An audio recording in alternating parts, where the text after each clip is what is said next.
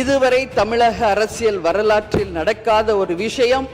அதுவும் இந்த வரலாற்று சிறப்பு மிக்க இந்த அவையிலே இந்த முக்கியமான நாளில் அதை பற்றி பேச வேண்டிய ஒரு நிலையை ஏற்பட்டதற்காக உண்மையில் நான் மனம் வேதனை அடைகிறேன்.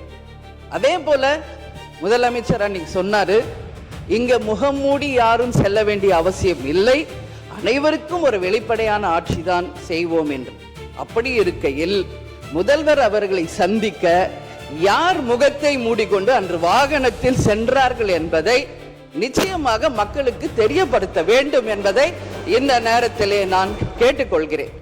ஏன்னா அதற்கு காரணம் குதிரை பேரம் என்றால் இதைவிட ஒரு தலைகுனிவு இந்த வரலாற்று சிறப்புமிக்க அவையில் எதுவுமே கிடையாது. நிச்சயம் முதல்வர் அதற்கு பதில் சொல்வார் என்று நான் எதிர்பார்க்கிறேன்.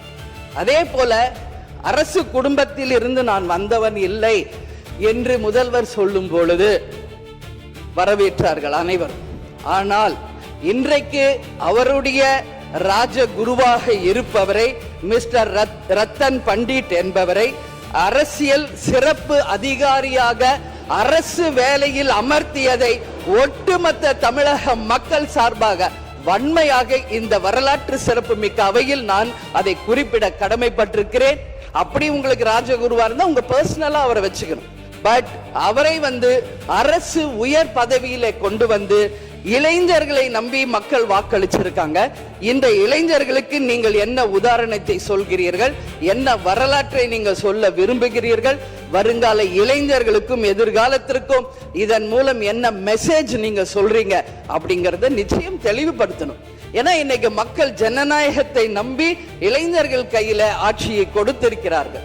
அப்போ வருங்காலம் இளைஞர்களும் வருங்காலத்திற்கும் இந்த அரசு ஒரு முன் உதாரணமா இருக்க வேண்டும் என்பதுதான் என்னுடைய ஒரு கோரிக்கை என்பதை இந்த நேரத்தில் நான் ஆணித்தரமாக பதிய வைக்கிறேன். அது மட்டும் கிடையாது, இந்த ஆட்சி மக்களுக்கான ஒரு நேர்மையான ஆட்சியா இருக்கணும்.